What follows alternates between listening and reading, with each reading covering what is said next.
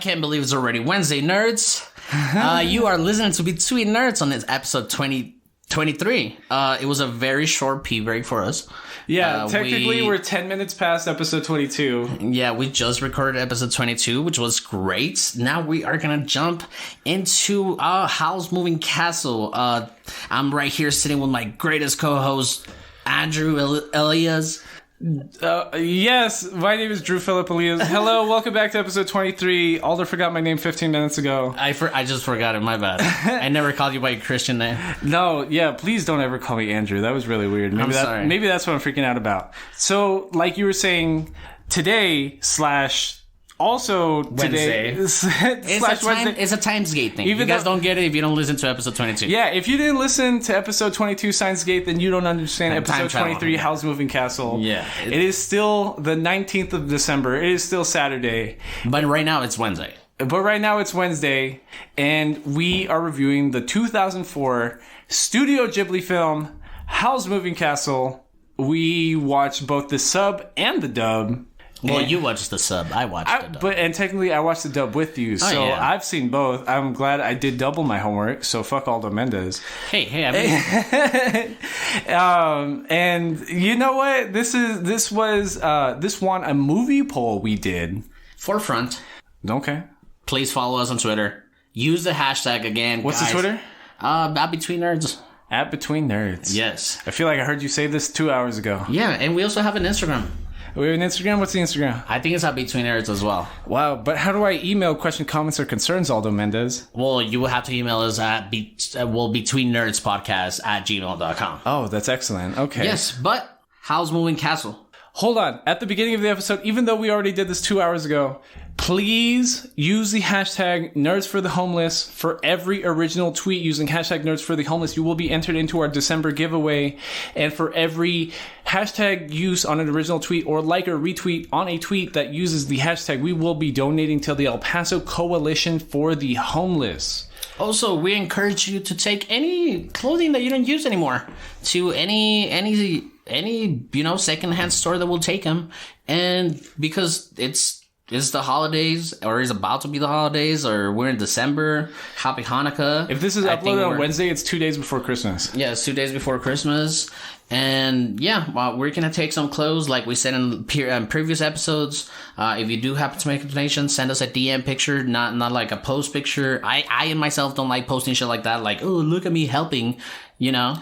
I don't like when people post pictures of like them like giving money to homeless people or something like that. I don't like stuff like that. Yeah. Like, people are degraded enough. And I hope when people hear this, like Wednesday morning or Wednesday afternoon, tomorrow is still Christmas Eve. Like, if you go and donate clothes, like, that's somebody's Christmas right there. You get what I'm saying? Like, that's a really big deal. Mm-hmm.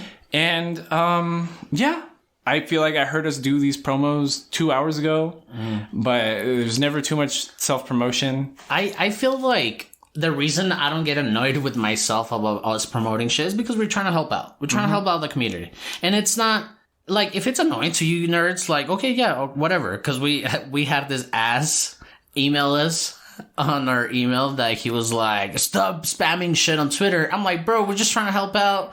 Don't follow us if you don't want to, you know? But, like, just like, retweet, and we'll help out. You guys don't have to do anything. Yeah, I don't know.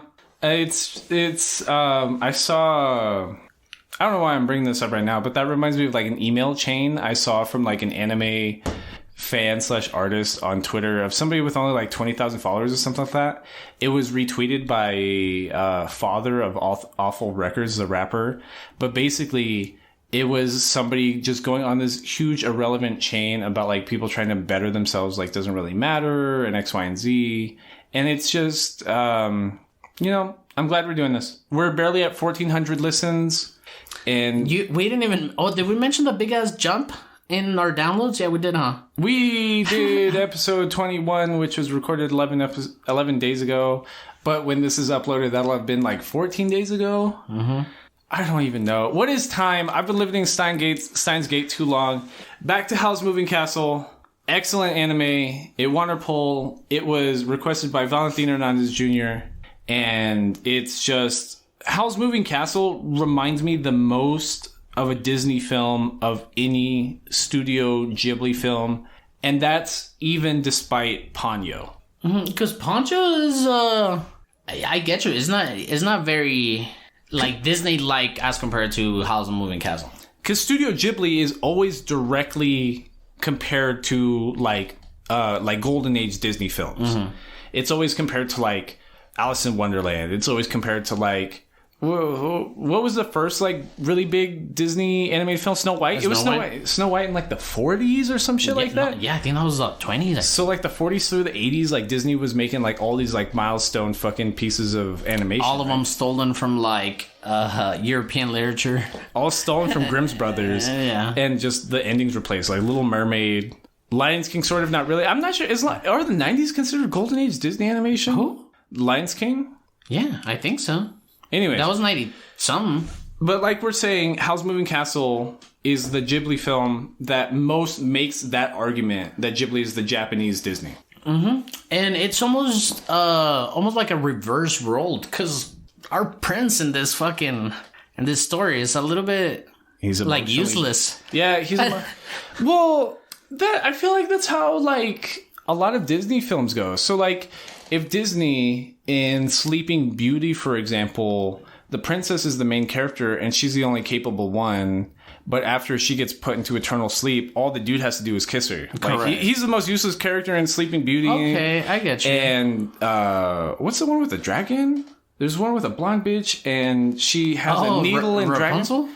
No, and Rapunzel, and all of them. Like, it's about women trying to like protect a useless dude, which again is kind of what Howl's Moving Castle is about. I guess Disney is more, because like both ends are pretty useless. Yeah. Like princess and prince are pretty useless. Yeah. You know what I'm saying? No, you're right. But in this movie, Howl's Moving Castle, man, the female MC, it's doing stuff. It's getting shit done. Out of the bag, like right out of the bag. She gets the fuck out of town. Miss Sophie. And let's start off with this. By the way, we're looking at the voice actors, and Ghibli is putting them there, bro. Well, that's what in the dubs. That's what I had to explain to the dubs, because Studio Ghibli always puts really big Hollywood actors into like the dubs, because, and I remember I learned this when Ponyo came out, because it has Noah Cyrus, who is Miley Cyrus's little sister. It has a Jonas brother, Liam Neeson, and stuff like. But then Betty White, but then Howl's Moving Castle has fucking Batman as Howl. It has what's that comedian? Billy Crystal as Calcifer, and it's cool. You know what I mean? But after you learn that, every time you hear Howl talk, you're like, "Shut up, Christian Bale! Like, just shut the fuck up." At first, you can't hear it, but knowing, and then when we first knew about it, we're like, it sounds kind of like him, but then like after a little bit, it's just Batman talking to you. Yeah, it's just Batman.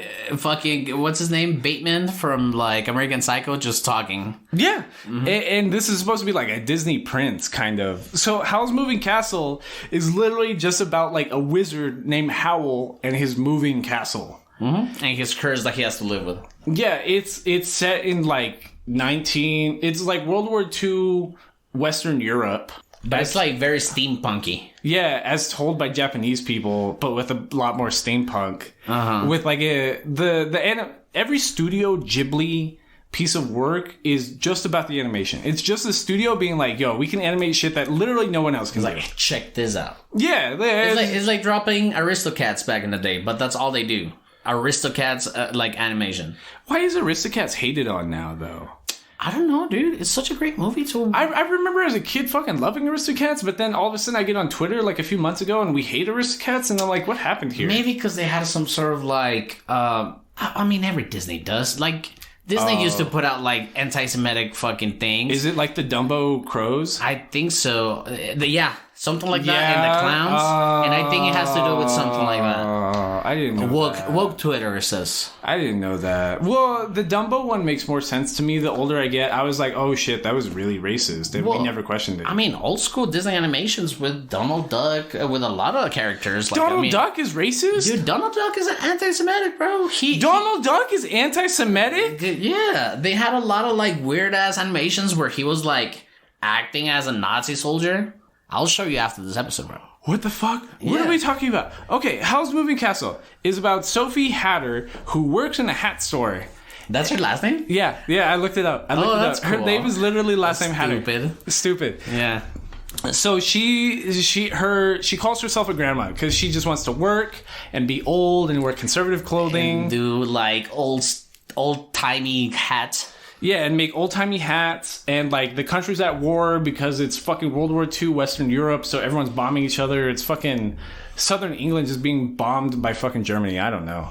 But so she, in the beginning of the movie, she's going to go see her sister, right? She's working at the hat store. Yes. And she's like, I'm going to walk across to the town. bakery. Yeah, she's like, which is like Beauty and the Beast kind of.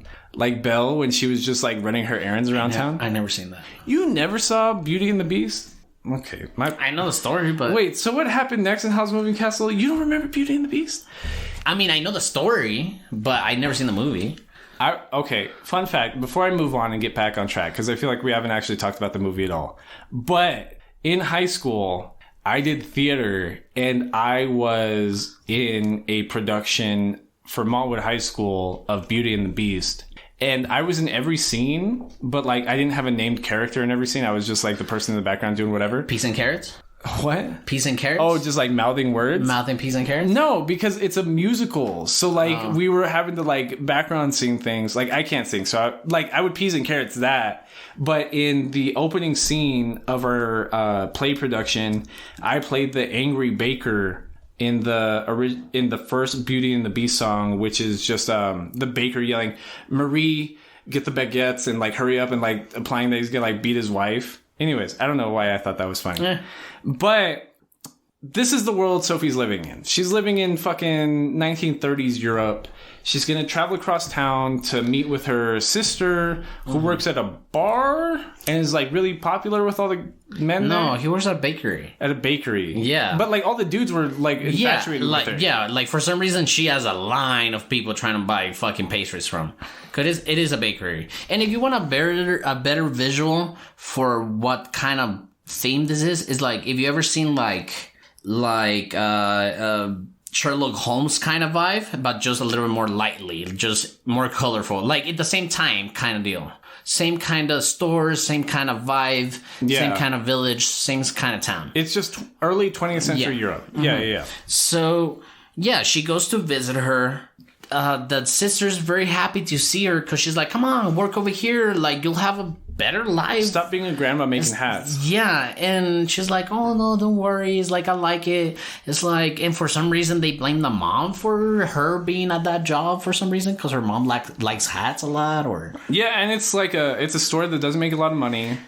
It's kind of like a rundown store with like a lot of product. Mm-hmm. And so Sophie goes back home. And it's so on the way, no, I'm missing a point. On the way over there, she meets up with... Because she's walking through alleys. She's walking through alleys. She gets harassed by like some military guards. Oh yeah, very creepy. Super creepy. They're like, hey, come have drinks with us. You look bored. So how about a little fun? Like, I don't know, very like catcall kind of shit. Super rapey. Because like they were about to like grab her and like take her like to go drink with them.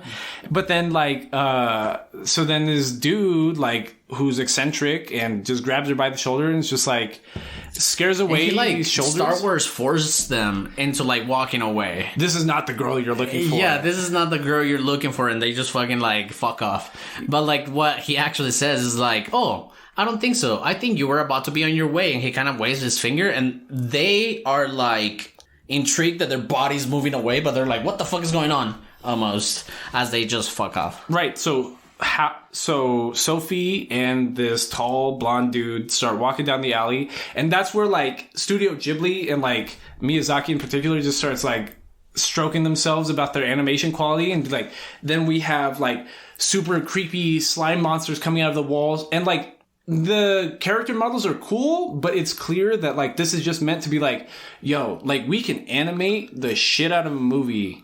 And that's exactly where we're going to show you 10 minutes in. And you know where the difference comes into me? I don't know if you ever seen like old cartoons or old anime and stuff like that. That, for example, they have a scene where we're right here on a table with a shed little white claws around.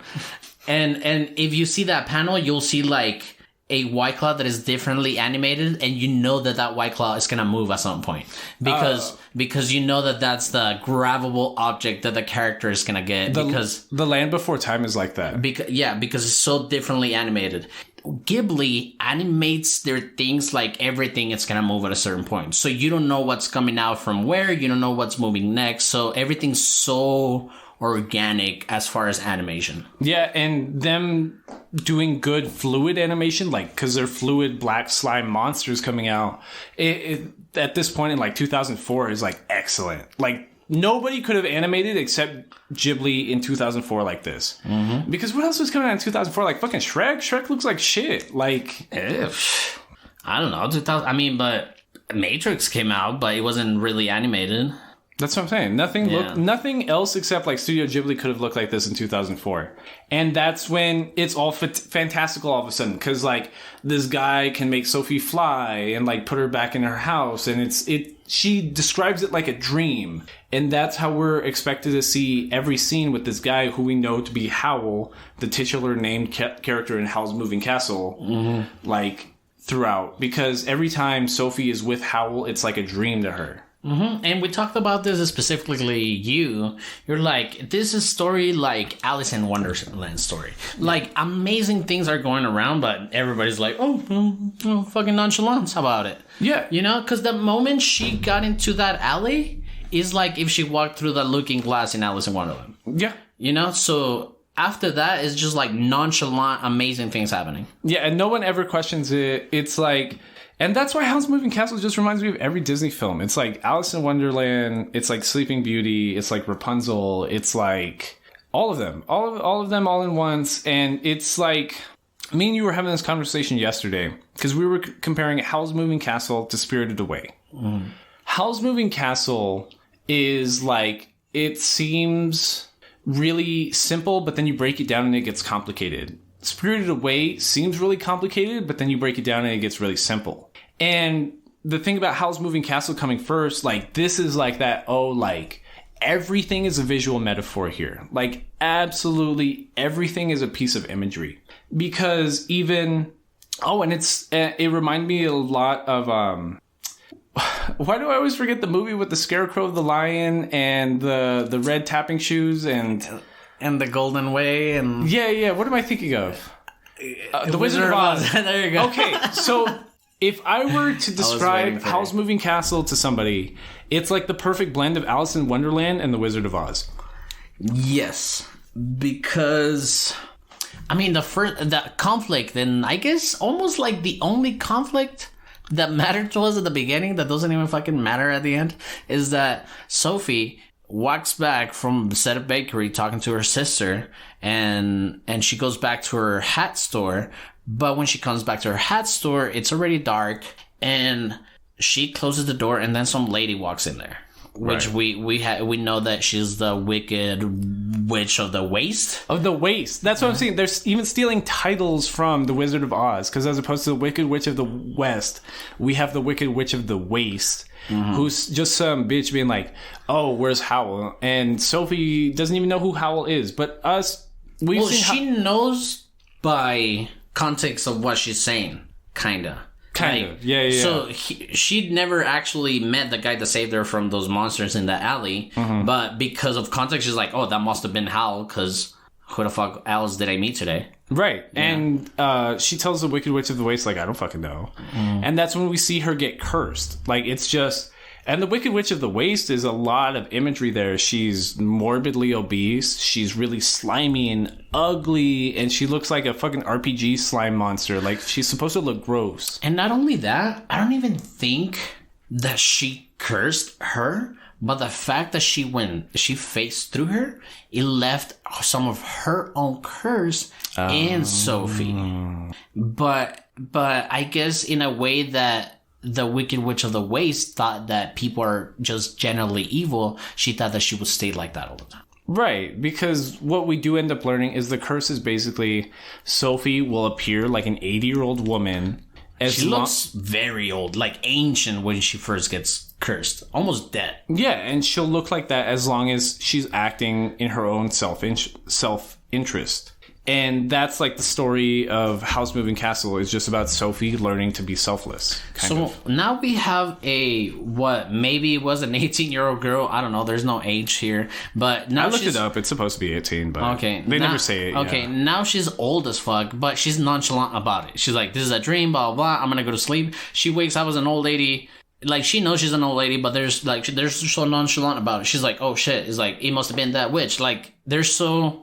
There's no proactive about it. They're not like freaking out about her turning into an old lady or anything like that. Mm-hmm. You know, and she decides that she has to go to, because in this world we know that the western mountain side of the town, it's where witches and wizards live. Mm-hmm. So even in the very first scene, we see the moving castle of Howl's Moving Castle, and we know that he's a famous fucking wizard. So Sophie's idea is, I'm going to go into the waste. I'm going to find Howl's Moving Castle, and he's going to find a way to undo this curse on me.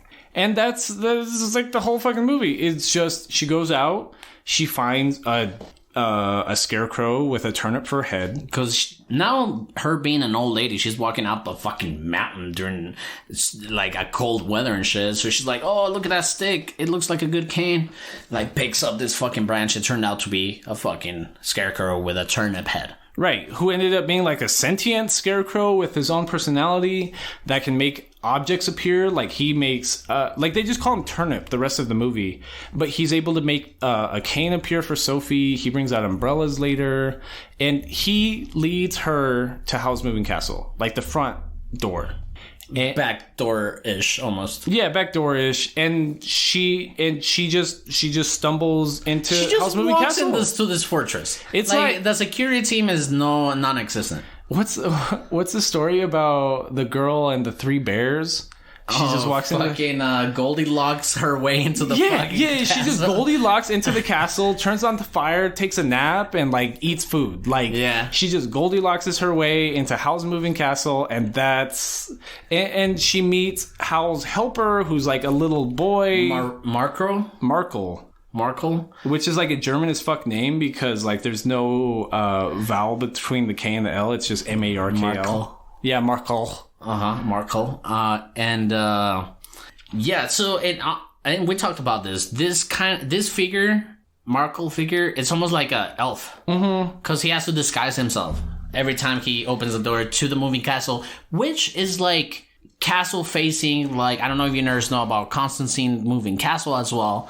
It just takes different doors. Like, he can open a door and be somewhere else, and open the door and be somewhere else, and that's pretty much how the castle works. Yeah, you know what was like that recently? The Castlevania Netflix like cartoon. Oh, the Dracula moving castle as well. Yeah, the Dracula moving castle. Yeah, that's also super, super fucking canon to the Dracula story. Yeah, like, he had a fucking transporting castle. Yeah, and but. So we know Howl has a moving castle out in the waste, but this door, like you're describing, is like, again, Alice in Wonderlandy. Like, there's a dial above the door, and depending on the color, almost Willy Wonka-y. Yeah. Depending on the color the dial shows, that's where the door's gonna open. It could show up in like the western town, the eastern town, the northern town, or like black, which is some evil place that only Howl goes. So Sophie finds a fire demon named Calcifer there. And Calcifer's like, hey, I'm trapped here by Howl, by a contract. If you help me escape, like, my contract, I'll help you, like, break your curse. And that kind of stays. It's not prominent, but, like, that sort of fulfills itself on its own. So, yeah, and what's his name? Calcifer.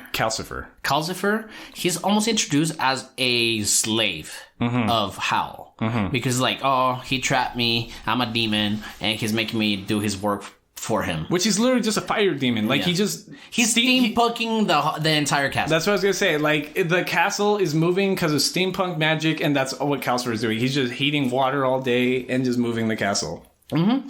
And when she got cursed, the Wicked Witch of the Waste said, I love this curse because you can't tell anybody about it, which is a fucking deadlock to the entire movie. Mm-hmm. Because if she was able to do that, she would have told Howl that, hey, yo, I'm cursed, blah, blah, lift the curse or whatever. Mm-hmm. You know what I'm saying? Mm-hmm. But she cannot. So it's just a tight lock through the whole fucking movie. It's her curse. It's her Sleeping Beauty curse. It's her fucking Rapunzel curse. Whatever. And she knowing how she pretends to be the cleaning lady. Right. So she knows Howl's magical. And so the house is a mess because it's just fucking... It's like a frat house. It's just fucking dudes just living there just being gross. And then again, this is where I appreciate the animation too, because any other animation place will keep a room drawing the same throughout the whole... Like, for example, Suzumiya. Mm-hmm. You know, the club room. It was the same throughout the whole fucking thing. Mm-hmm. You know, besides the computer that they get in the second episode. Yeah. But it was nice for me that they took the time to draw out an entirely different room. Yeah. You know what I'm saying? So, yeah, that's the first, like, real thing Sophie does is she just cleans the castle. And she finally meets Howl for the first time. Well, unofficially, besides him, like... transporting her through the alley. Like, she meets him in his house. And that's why it's like Sleeping Beauty again. Like Hal's just like, who the fuck are you and why are you in my house? And she's just like, well, I'm your new cleaning lady. I'm Sophie. He's just like, okay, whatever. And nothing gets explained ever. Everyone just says like random shit and everyone just goes with it. And a 2-hour run, we're already like at minute 40. Mm-hmm. Around this time. Mm-hmm. Like, it goes by so seemingly because nothing matters. They take no time on explaining anything. And we don't mean that in a bad way. Like, it's cool because like everything's animated so well. You're just looking at bright colors and good animation, and then all of a sudden, like, no plot has progressed, but you're 40 minutes in and you're like, oh fuck, that felt like nothing. Like, because it's just her going through it, like, all just cool magical shit. Yeah. And so we meet them. They start cleaning. Hal says something very specifically about not changing her room, not changing his bathroom or his bath. Yeah, so she cleans everything, including his disgusting ass bathroom. But he has like potions and spells, like everywhere is mirrored everywhere. Yeah, just everywhere. That's because he magically dyes his hair blonde every day. So she cleans his potions and stuff, and his hair goes back to his normal black, and he's super pissed off about it. Almost Shrek-like. Yeah. Now that you mention it, almost Shrek-like, where Princess Fiona is afraid of looking the way that she's supposed to look. Yeah. Yeah? I was thinking the opposite of Shrek. I don't know why, but I was thinking like when Donkey walks into Shrek's house and starts like cleaning everything and making shit better. I'm like, so does that mean that Sophie's Donkey then? I thought that's what you're saying. No lie. I thought that's what you were saying. Like how it's embarrassed of going back to the way he looks because he's cursed. Yeah, he wants to look magical and princely and like... Yeah. And it's just... It's prominent in this movie that, like, the Japanese and, like, maybe American culture will see, like, hypermasculinity in a different way. Because from the very first scene of Howl's Moving Castle, we're believed that, like, Howl's, like, blonde. the head bachelor. You get what I'm saying? It's like, I don't know if you've ever seen Neo Yokio, the Netflix anime, but it's Jaden Smith, like, Will Smith's son. Mm-hmm. But he made an anime, and the whole plot is basically Jaden Smith being the head bachelor of Neo Yokio, and like there's like literally a bachelor tier list, and that's how Howl sees his life. You get what I'm saying? He's just like, I'm the head bachelor here. I'm not a cursed wizard. I'm the cool wizard with the blonde hair. But him having the black hair, it's showing like his real self, and that's not what he likes. Yeah, because at first it turns orange for some reason, and he's like, "Fuck, I hate it." And it turns black, and we start seeing that after Sophie cleaning, cooking breakfast for the team, helping clean out Calcifer's ashes, because ashes don't let heat transfer happen. So because she cleaned the ashes, that's a good thing for him. Mm-hmm. We start seeing, and I start noticing that her aging is reversing. Mm-hmm. Because when she first gets cursed, I'm telling you, it's like a super wrinkled, almost teethless fucking old lady. Mm-hmm. And then at this point, she's a little bit more like soft on the edges. Mm-hmm. And I start tripping out because it's not mentioned. No, like it's not mentioned throughout the whole movie. It's only meant for the audience because no character, like, because even there's a plethora of characters that notice the reverse aging, and like no one talks about it at all. And what you're talking about the hair dye getting mixed up, that's when Howl starts throwing a temper tantrum and just starts doing all this weird, ugly magic and making curses appear, and he's oozing jelly. He brings the ghost demons in. Yeah, and that's when Sophie's like, you know what, if you're gonna act like a child, fuck this, I'm leaving.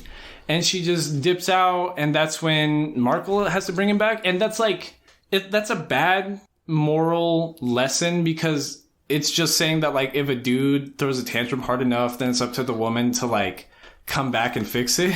Look, there's a gray area there for me, because if a dude is throwing a tantrum over something stupid, go ahead and drop that dude.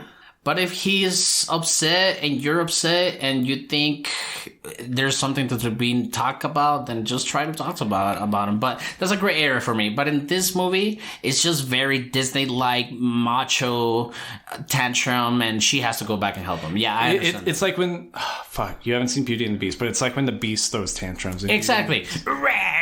Yeah, like, fuck this, get out of there. I just want to be upset. She has to be like, no, doggy, and, like, scratch her. Yeah, that's literally what Beauty and the Beast is about. And it has that Disney level, like, feeling of love, because when we were talking about an hour ago / 4 days ago about the Steins Gate version of love, is like having a crush on somebody is considered love, right? But Howl's Moving Castle is using, like, the Disney definition of love, which is being like, yo, I am so completely enamored with you. Yeah, from the first time I met you, I am so devoted and just wholeheartedly just in love with you, like Little Mermaid style love. You get what I'm saying? The first time she saw Prince Charming, she's just, that's the love of my life. And, like, she's never even talked to the dude. That's, like, how Howl's Moving Castle treats love. It's like fucking without kissing. Yeah, because throughout the whole course of Howl's Moving Castle, we only see her spend like 3 days with the dude, like 72 hours. But it has the Disney ending where it's just like, Howl, I love you, and then happy ending happens. And honestly, at first it seemed like now that she was in the castle, she wasn't doing anything about her curse. She got opportunities dropped on her to do something about her curse, almost. Like, she was not even working on her curse anymore. She was just chilling at the castle. Well, she was doing shit for Howl. That's when she started cleaning. That's when she started taking care of him. Yeah, but if she can't talk about the curse, there's no way of Howl knowing that this girl was cursed until that episode that he walks in late. Episode? It's one movie. I mean, I'm sorry. After that one instance. I know what you mean, though. So, but, like, there's an interesting thing, interesting scene, like, halfway through the movie, where we see a battle troop come back from battle, because Howl's door can move through different towns in this same country, right? So we see that he's getting letters from the king, and they're all saying, like, hey, come visit me, I need to talk to you. All his different aliases, like Jenkins, Pendragon, Howl, all of them.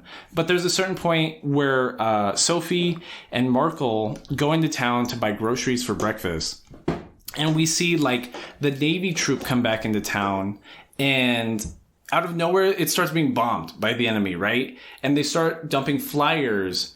And the dialogue we hear from somebody random in the audience is like, don't grab those flyers. That's enemy propaganda. Right. But Howl's Moving Castle, the movie, could literally be marketed as anti-war propaganda. And I thought that was funny, because the whole movie is just like, yo, war is stupid and pointless between, like, nameless people in, like, nameless countries, and it doesn't even fucking matter.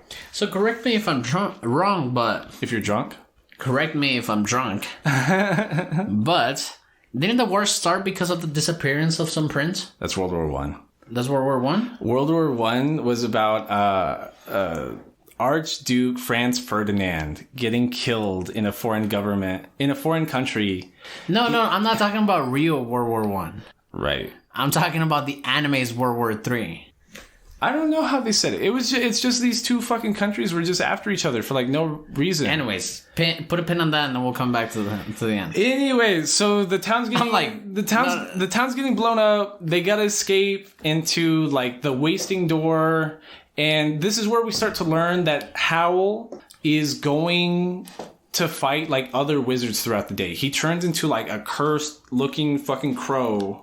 And that's how he's helping the war effort, is he's, like, fighting other allianced wizards and stuff like that. Because we see a scene of him going, flying around a town that's being bombed, and he's in his crow form, and he's fighting, like, other, like, black feathered beasts. And then he comes back to the castle and he tells Calcifer, like, oh, those wizards are so lost that they don't even realize that they're being transformed into their beast selves and serving an effort that doesn't actually help them. And that's when Calcifer tells Howl, he's like, but that's what you're doing. Every time you turn into your crow form, you're turning more beastly and you're forgetting how to turn back. So we are made to believe that Howl at some point trained for the kingdom's magic academy, and he made a vow because he got those teachings that he would only use his magic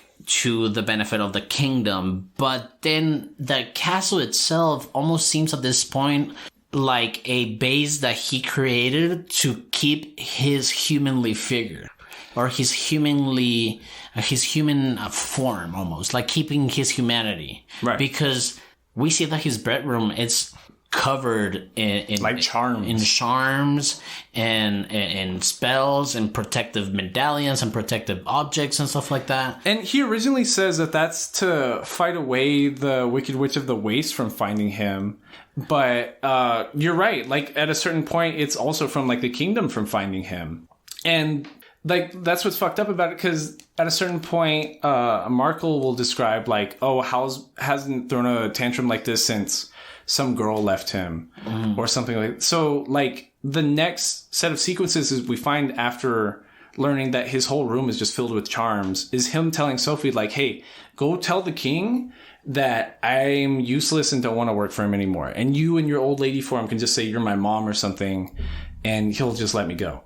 And so Sophie goes into town, and that's where she sees the Wicked Witch of the Waste again. The Wicked Witch of the Waste has been summoned by the same king, and they're going to go see him and talk about the war. And that's where we start getting that, it's like a parallel between the Wicked Witch of the Waste and Sophie, because although the Wicked Witch of the Waste will use magic to appear young, and Sophie is cursed to appear old, but is really young, we see Sophie carrying a dog with chicken legs, who she believes to be Howl, up the castle stairs. And she gains like strength that way, because normally she's like 80 years old with a hunchback and not a lot of strength. But her being selfless is like straightening her back. And this dog is almost like humanly weighted. Mm-hmm. You know, like, because, and as an audience, I'm like, okay, if that's Howl, and he only has like a fucking I'ma look like a dog spell on him, but he still remains with the same weight. So it's kind of weird because she's carrying this little dog and it's like, oh. Yeah, having to use like two arms and like really she's struggling. Just fucking walking up the stairs. But as she walks up the stairs, like you're saying, she becomes a little bit more strong and confident. And the Wicked Witch of the Waste next to her is like turning more slobbish and turning sweating. And like even Sophie says at a certain point, you've gained like 40 years just climbing up these stairs right now. And the Wicked Witch of the Waste is like, I was cast out of this castle 50 years ago. I'm only back here because they asked me back. So then they get back in the castle, and the Wicked Witch of the Waste sees a chair and she's like, move out of my fucking way. I'm gonna sit down. I'm so tired. And she gets like exercised in this chair, like with like an electrical chair almost. So the scene we see is the dog runs into a side room and Sophie chases the dog, and like a butler like takes them out of the way. But in that main room the Wicked Witch of the Waste is in, all these like light switches are turned on, and we see like these demons like dancing around the Wicked Witch of the Waste. And she's just in pain, and because she's being exorcised to a certain point. So Sophie's taken to this garden with this wizard named Suleiman, who's like the official wizard to the king of this country. And she's like, oh, where's Howl? I summoned Howl here. But Sophie, pretending to be Howl's mom, is just like, oh, well, my son's a lazy piece of shit, and he sent his mom instead. And they wheel out the Wicked Witch of the Waste, but now she's like senile and just even more slobbish, and like, but she doesn't have her powers. And that's when the magistrate Suleiman is talking about like, oh, she was cursed by a demon and led to be super greedy, and that's why she acts like this. But I just rid her of all her powers. And that's what she's telling. That's Suleiman is literally our only exposition dump in this entire anime, because that's where she starts telling Sophie like, oh, Howl was also my apprentice, but before he could get this apprenticeship, he was also cursed by a demon, and that's why I don't have a successor anymore, and that's why he's a lazy piece of shit. And then we see the king come into this meeting, but It's Majesty. Yeah, but it's really Howl in disguise because we see the real king come through and he's like, oh, Suleiman, you wizard, you're making like such a good duplicate of me. And that's when Suleiman looks at Howl and she's like, I knew it was you the whole time. And that's where we get like really cool imagery of the magistrate Suleiman trying to show Sophie, like, I'll show you what Howl really is. And that's where we get like the whole fucking CGI of almost like devil ritual in the sky thing. Right. We see like these falling star sprites like dancing around Howl and Sophie with a decrepit witch of the waste like trying to hold on to Sophie. And Howl's turning into his crow form. He's all ugly and monstrous. And that's where Sophie has to grab it and be like, it's a trap. And he just like busts out of the fucking, the acid trip he was just in. And that's where they escape on like a magic flying ship. Yeah, and I'm telling you, it's a good visual movie. It's also a good story-wise movie. It's so light. It's so like it's like a cotton ball of a movie. It's so light, easy to digest. Like you said, at this point, he's escaping this trap set by like the kingdom to get rid of his powers. Old like teacher who also has magical powers. They go back or they split. Sophie has to find the castle. She finds the castle, and then everybody crashes there because they also saved the wicked witch of the waste and her dog. Right. So that dog was Magistrate Suleiman's like dog the whole time, and he does like work for her. And so the people that crash into the castle are Sophie, the Wicked Witch of the Waste, and Magistrate Suleiman's dog. And they're all chilling there in the castle. And the Wicked Witch of the Waste needs to be taken care of now because she's just all senile and doesn't have powers.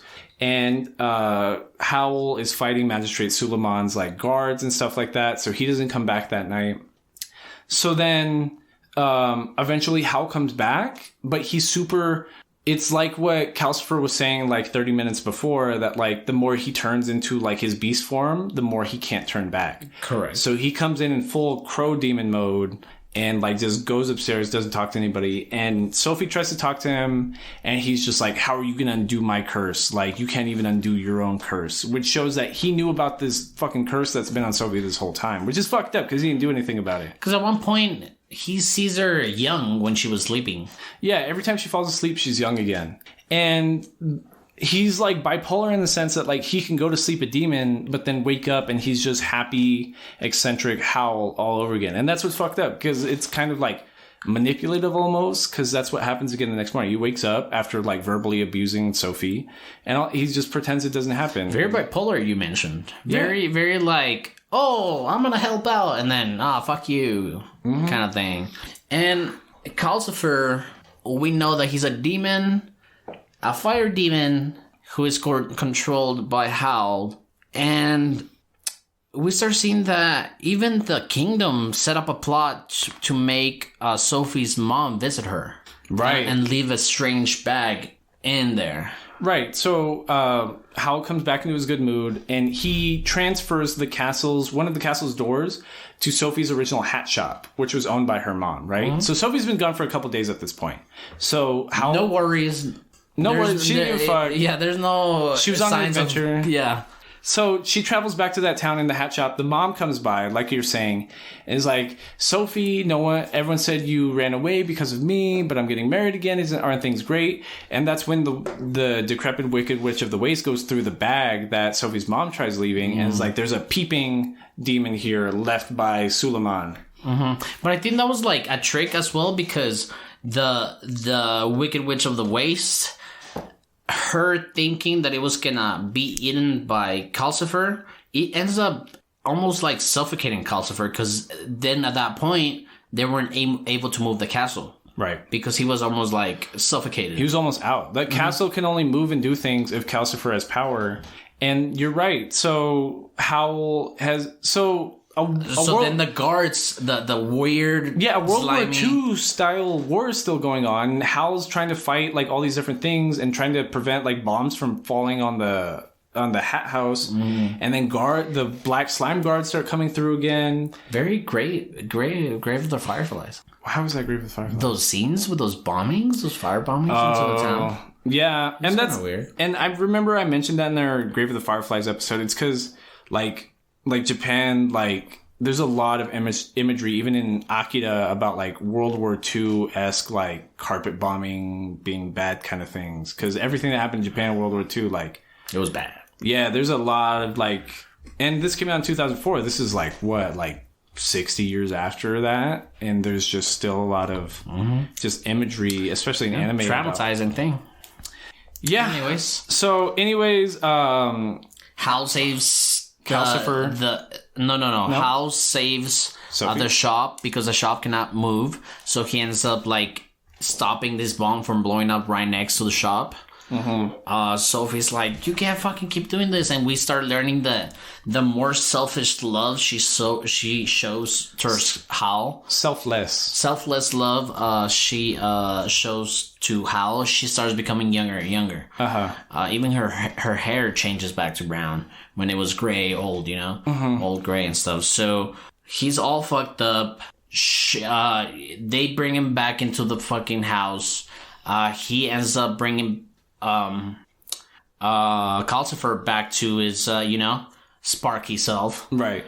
So that's when they just transfer to the waste, and Howl takes them to like where he grew up, which is just it was farmhouse. It's a farmhouse in a flower field that Howl grew up on because his uncle was a wizard, and that's who raised him. So that's when we start getting a lot of like. We just get started a lot of fucked up scenes because Howl leaves again because the Suleiman's army is there to try to capture him. So he dumps Sophie back into the castle. And that's where she is just trying her best to get back to Howl to help him. But it's raining in the waste right now.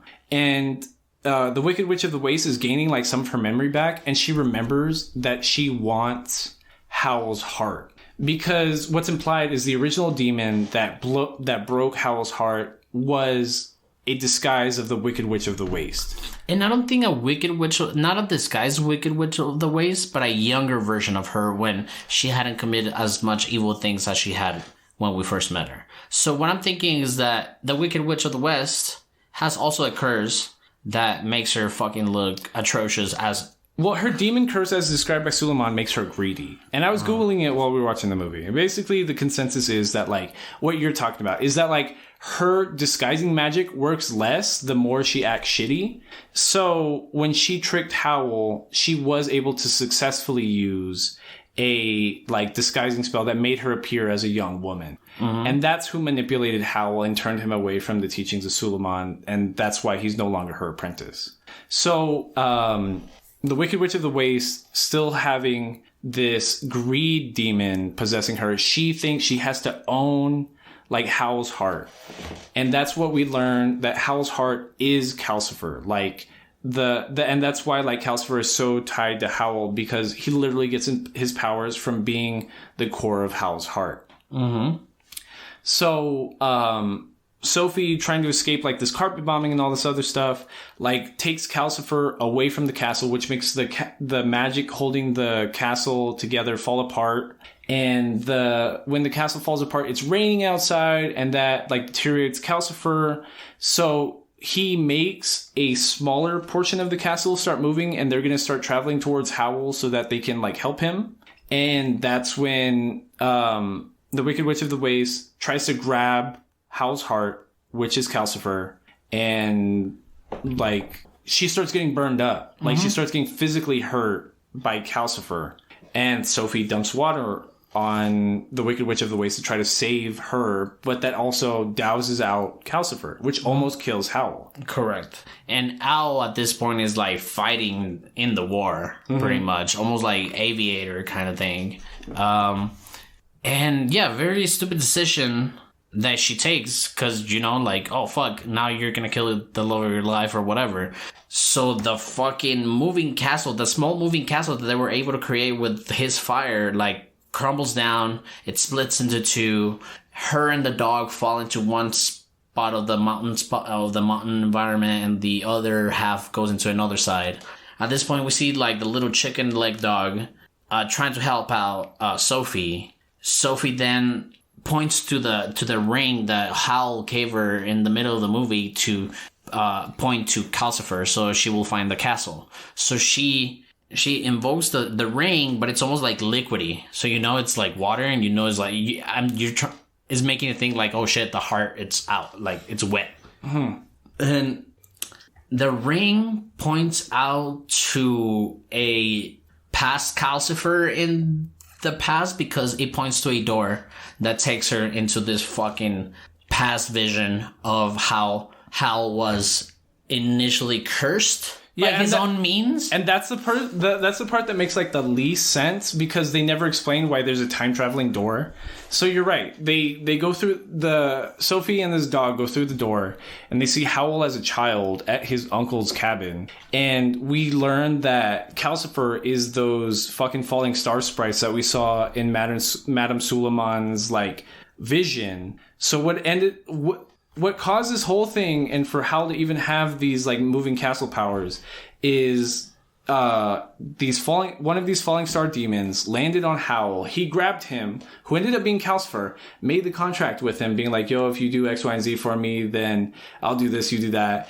And he eats the demon, which summons like his heart out of his chest, and that's why Calcifer has the power of Howl's heart, because he's literally possessing Howl's heart as a fire demon. Like, if Jedis were able to remove the part of themselves that generates the force, that generates like love or attachment or anything like almost socially, like it would be that. And I think that's what the movie's trying to say about why Howl's so bipolar. Selfish. Yeah, and he's so selfish and emotionally detached, because he doesn't have his heart. Mm-hmm. Which, and again, that's super Disney, like Grinch, like Dr. Seuss level, like empathy. Like, he just literally doesn't have his physical heart inside of his chest, and that's why he can't feel empathy. That's why he's the shitty self that he is. Yeah, so then it turns into Sophie coming back out of the door. Yeah, coming out of the vision and just being like, fuck, I gotta put Calcifer inside of Howl's chest, and that's all that's gonna happen. And out of nowhere we see like final form fucking Howl, like just like he's in full crow mode, super demon cocking looking everywhere. Yeah, he doesn't like have the expression on his face. He's bleeding everywhere, and he just flies Sophie and the dog to where Calcifer is. So Sophie has to like beg the Witch of the Waste, being like, "Hey, can I have that heart back so I can put it in Howl's chest?" And the Witch of the Waste is just like, "No, this is my heart. I earned this finally." And that's like the metaphor. The imagery / metaphor there is that like Sophie is making a deal with her new boyfriend's ex about like securing her current boyfriend's heart so that she can like secure a relationship with him. Mm-hmm. And that's like super dumb and like juvenile, like what you think a relationship like would be. Well, it's because it's the stupid Disney fucking thing that women need a man to fucking be happy kind of thing. Well, right. So she puts Calcifer, after securing it from the Witch of the Waste, back into Howl's chest, and then Calcifer is no longer tied to Howl and can escape and do whatever, and Howl's alive, and he's back to being able to love. Right, but the moving platform that they were on now falls. Because obviously Calcifer is no longer attached to the castle. And the turnip-headed scarecrow that we met in the very beginning of our first entry into the waste is there, and he prevents the platform from falling down the mountain, but his scarecrow stick is all destroyed. And then fucking like Sophie kisses him. "Oh, thank you very much, you magical being." It turned out to be like this perv that was in love. He was a prince, and he's like, "I was the prince from the country over that you all are at war with, and I just got a kiss from the love of my life, and you broke the curse." And like 5 seconds later, like Howl wakes up. Yeah, and she kisses Howl. And then Calcifer... After just finished kissing another male protagonist. And then Calcifer comes back, and he's like, "Oh, I missed you guys, and it's gonna rain, so please protect me. And I know I'm no longer tied to Howl, but like I just like you guys." And then she kisses Calcifer too. And that's why... Another male protagonist. And that's why Howl's Moving Castle is just about the power of pussy. Yeah. A strong female can, Build up a castle again. It's just about a woman with the power of her pussy. It's just about a woman with the good, securing Not only the physical pussy, but the emotional pussy. It's about a woman with the good, securing the health and safety of every man in her life with her good. Yeah. That's Howl's Moving Castle. You're not only do you have to have a good pussy, you have to have a good not only a good physical pussy, but a good emotional pussy. Yeah, for that emotional fucking, like, she's got to be able to, like, tie that down too. And that's Howl's Moving. So the war gets stopped because the prince that was the scarecrow turn up the whole time goes back to his castle. He returns and he's like, "Yo, I've been a fucking crow, and we can stop this nonsense." Yeah, we can stop the battle. Empress Suleiman's like, "Oh, Howl's good, so I guess we're done battling now," and that's the end of the end. And that's the end of the end? That's the end of the... That's the end of the movie. And that's our second touch on Ghibli Studios. Yeah. Barely. We haven't even touched. I can see why we haven't, because, I mean, a lot of the movies are kind of like Disney. And they're good. Spirited Away, we have it coming.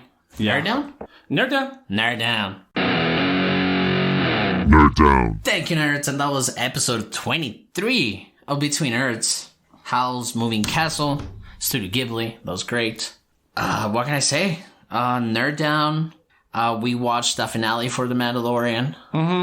Honestly, and The Mandalorian's like the best piece of like Star Wars expanded universe, and I don't know how long. Next to Clone Wars, bro. Yeah, because like Clone Wars really built on like the core like Star Wars universe, and like the prequel trilogy only makes sense through the Clone Wars like anime TV show, and like everything post Episode 6 only makes sense like through the lens of The Mandalorian. Yeah, and dude, with all these new releases from fucking Marvel and Star Wars and Disney Star Wars and whatever, I mean, we're gonna get the Osaka Tano series, we're gonna get the Obi-Wan series, we're gonna get a bunch of Marvel shit. But did you like season 2 of The Mandalorian? I did. I guess the only bad episode was the Ice Spider ones. And it's not even bad. It's just like a filler episode. Yeah. Like, it's not even bad. It's just that, like, it doesn't matter plot-wise, like, at all. And the sequel, like, spoilers, but the season finale of season 2 is amazing because it really brings, like, Luke Skywalker back. Because if this is going to be post-episode 6, then, like, we knew Luke Skywalker is out there somewhere, like, trying to find, like, Jedi paraphernalia and, like, old Jedi temples and like... Yeah, so from what we see in episode, I believe is 8, when Luke makes his he brings up his image, like he's not really there. What would you call that? Like a force projection? Yeah, there you go. Force projection. That's what I'm saying. Like, we know that he made this within a stone, almost like the one that Baby Yoda, Grogu, sits in. And I think is like the second to the finale. It's like episode 5 or 6. Something like that. Okay, so we know that at this same point in time, Luke is looking for like Jedi temples. Right. So somebody reaching out to him through the Force is like a big deal because like... And the chances of him almost intercepting Grogu's like tapping into the Force make sense that he showed up. You know? It had to have been Luke. Yeah. Which, like, at a certain point, I know there was a lot of speculation being like, okay, so we know a Jedi has to come out in episode 8 or they wouldn't have shown the Jedi, like, projection that Grogu tried doing in episode 6, right? So 1000% a Jedi had to come out in episode 8. We know they already did Ahsoka, and we know Ahsoka is no longer, like, really tied to the Force. Even though she's an ex-Jedi, and because like she no longer wants to be on the light or the dark side. That's why she carries like the gray and white lightsabers now. So the only person in this time frame that was actively doing Jedi shit, because Obi-Wan Kenobi, we know at this time was already old Kenobi and dead. And then the only person it could have been was Luke Skywalker. So although it was spoilers all day Friday, which is super annoying because I wake up at 8 a.m. on Friday and start seeing screenshots of Luke Skywalker in episode 8 of The Mandalorian. I'm just like, you guys are dicks. Like, no one has seen it at 8 in the morning on Friday. Like, people just want to be dicks. People have jobs, bro. Like, you're a fucking asshole just having to be the first person to, like, post spoilers. But anyways, if you really think down to it, not a spoiler, but at the same time, because it's so obvious, like, if you really... It's obvious that it's coming, but you don't want to see it. Like, you want to experience it. Right. Like, you want it to be rewarded being like, oh, I'm so smart. I guess that it had to be Luke this whole time. And I mentioned to you this earlier when we were watching it back on Saturday last week, because today's Wednesday. Even though we're recording on the 19th? Yes. And that... I like that it's just a lot of action now. It's just a lot of shooting with stormtroopers and a lot of, like, you know, ways to force yourself into, like, an Imperial base or something like that, instead of, like, what we know of the original trilogy and what we know of, like, the sequels to the prequels. I mean, the sequels, right? That's what you call them? You just called them the sequels, yeah. And, that they're not trying to explain anything. It's just like, you know what I'm saying? Yeah, because like from the beginning of this episode, it's just the Mandalorian and Jango Fett and Boba Fett just going to recruit the other two Mandalorians, and there's not even a lot of talking. They just fight, and they're like, okay, we'll go with you. I told you, I cannot wait for the beer belly Boba Fett action figure to come out. I hope they do it. Like, I feel like they won't, but that'd be really cool if that was like a pop of like just middle-aged Boba Fett with just a beer belly. That'd be pretty cool. I will get that shit in no time. But yeah, very awesome episode. I mean, we see people knowingly.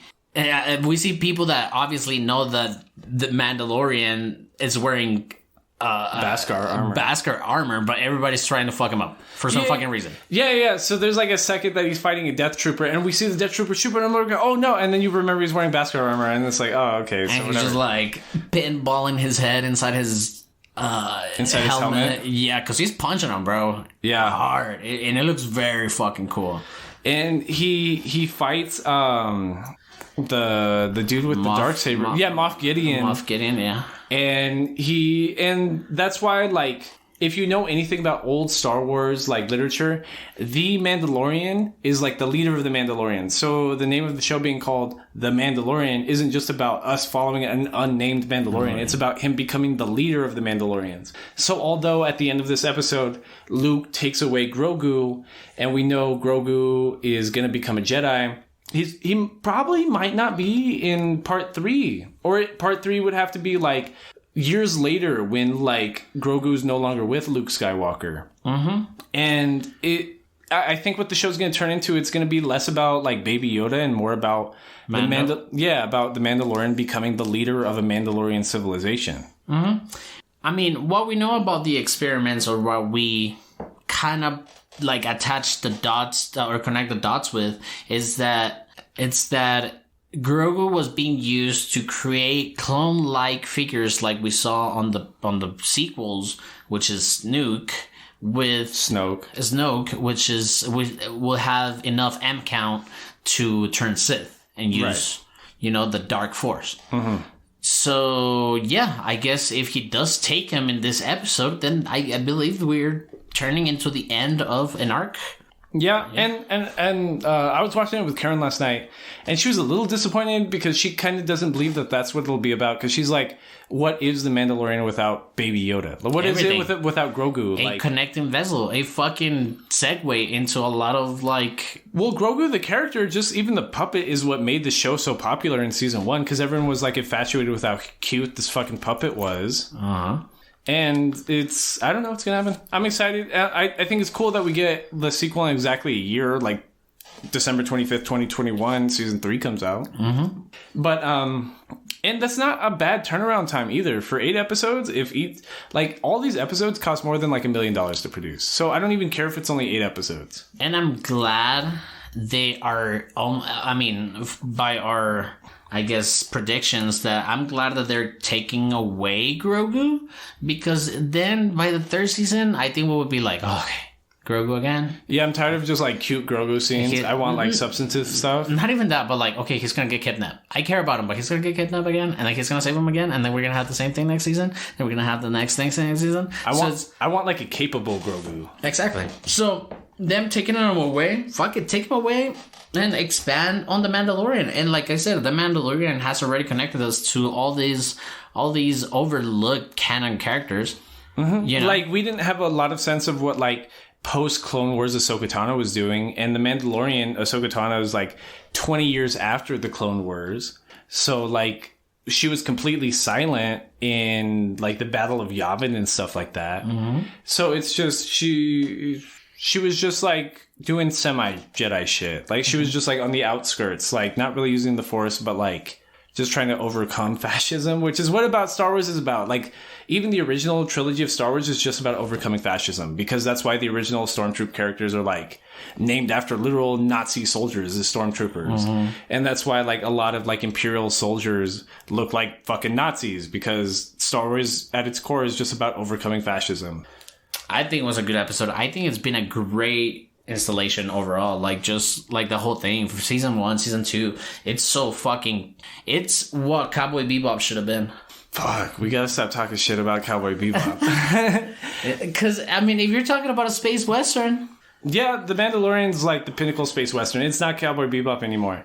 It's really I feel like, fuck, I hate talking shit about Cowboy Bebop because it feels like low-hanging fruit and everyone gets mad at us for it, but it's like... Everybody protects that low-hanging fruit. It's because Cowboy Bebop was a unique, like, piece of, like, entertainment, because what other space westerns were there before The Mandalorian? Just Cowboy Bebop. So us having The Mandalorian now, it's like... Okay, can we finally get over Cowboy Bebop a little bit? Or not completely over it. Like, it's an above-average anime, but it's like, it's not the best. It's not top 5. Substantial. Yeah, if you really break it down, like, it's not there. Yeah. But speaking of substantial, like, substantive anime, we can talk about the OVA for Steins Gate. All right, so we're going to do a leap back in time to Saturday. Which was 2 hours 19, ago. And we're going to talk about the OVA, the unofficial ending to Steins Gate. Because what this episode gave to me was the closure that I didn't need. I kind of did. You don't need it, but, like, it's cool that it's there. They gave it to us. Yeah, because, okay, so if the Steins Gate anime ends with Kurisu and Okabe doing like that across the walkway, your name, look into my eyes, kind of like, oh, it's you kind of moment.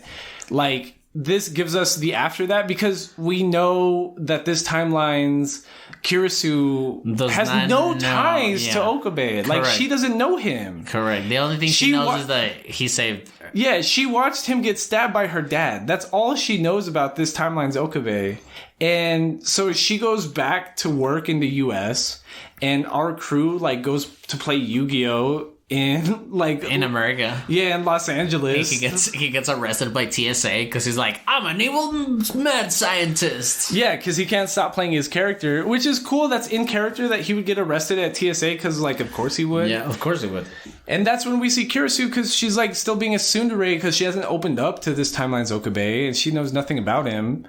And nothing really happens except they introduce Daru's wife / Suzuha's mother. Yeah, so like the beginning of the episode, and this is just one episode, but they make it seem like a movie almost, because they do a lot of little shit. They go to America, they go to the reception of the tournament, they go to the tournament, they go to the after party of the tournament, and after this after party of the tournament in LA, Okabe, being a dick, he kind of splits off from the team, and he sees this girl that looks like Suzuha. And he's like, oh shit, what is she doing here? She's not supposed to be alive. This isn't her timeline. Until 7 years. So that means that there's time travel. So he gets fucking like concerned, takes a cab with no money, and makes this cab follow this young lady across, the highway towards Las Vegas. Yeah.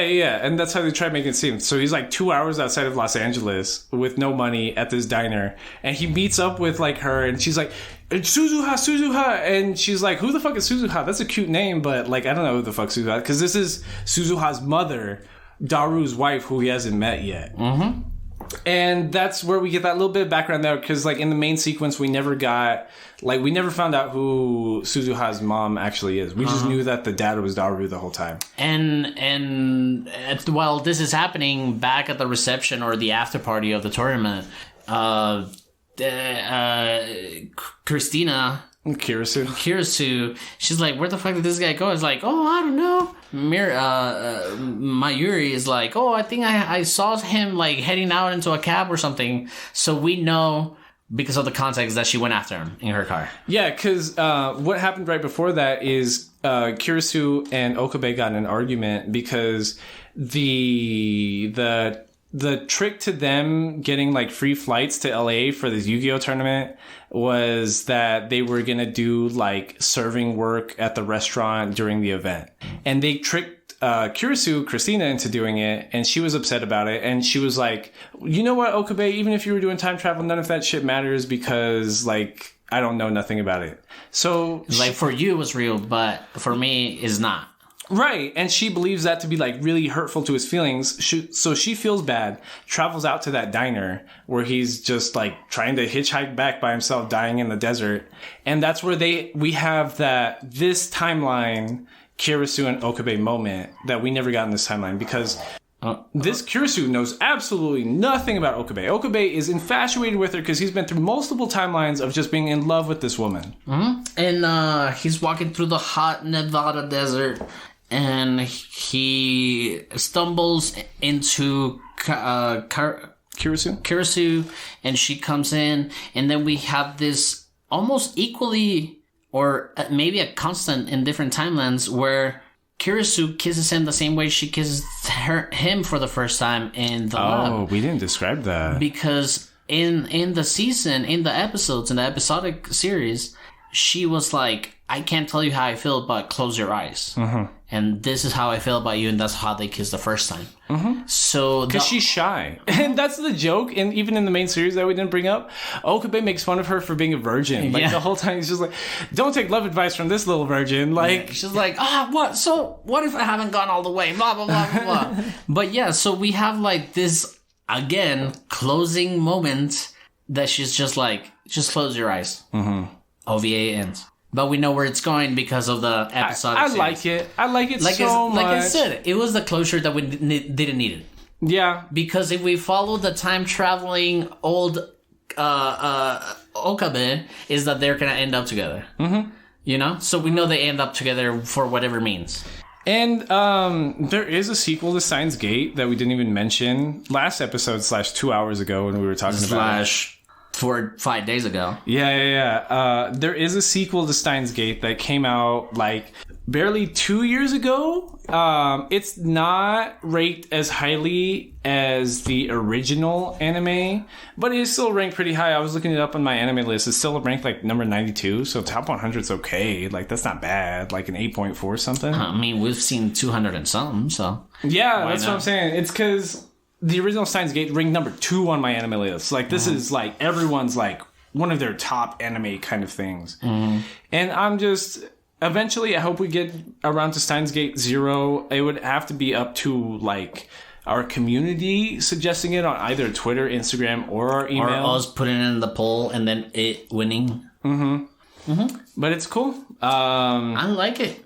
What else do you want to talk about for the Nerd Down? Shit. The Nerd Down, it's all about getting our nerds to subscribe to our wonderful podcast, which is Between Nerds. Please follow us at Between Nerds on Twitter, Between Nerds on IG, and email us any concerns or views or dislikes, I don't know, to our email at betweennerdspodcast@gmail.com.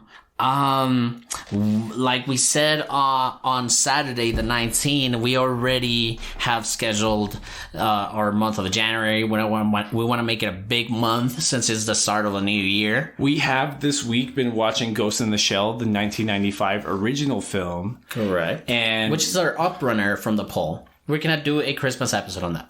Right. So we on the 28th we should be recording that episode, which from this recording is barely like 3 days away. From this recording, yes. But for us, it's 8 days away. Yes. And and then for the month of January, all we'll talk about right now is the very first anime we're watching is going to be Fire Force with a very special guest. Yes, with a very special guest. We're also going to bring the girls back for another anime. That's the third week or the fourth week? I think it's the third week. Okay, the third week. I have yet to ask him, but the fourth week, because there's 5 scheduled recording days for the month of January for Between Nerds podcast. The fourth week, I have yet to ask him, but I have been meaning to text Valentin Hernandez Jr. to talk about Soul Eater with us, we're going to be watching the first couple arcs of Soul Eater, and then do you want to leave the last one a surprise, or do you want to talk about episode 5 for the month of January? We'll talk about it later. We'll talk about it later. I believe we've said enough. It's early enough. We're already discussing like 4 weeks out. Like, we'll be all right. Yeah. And thank you, nerds, again for joining us in this time-lipping episode Of Between Nerds. of Between Nerds. This has been Between Nerds.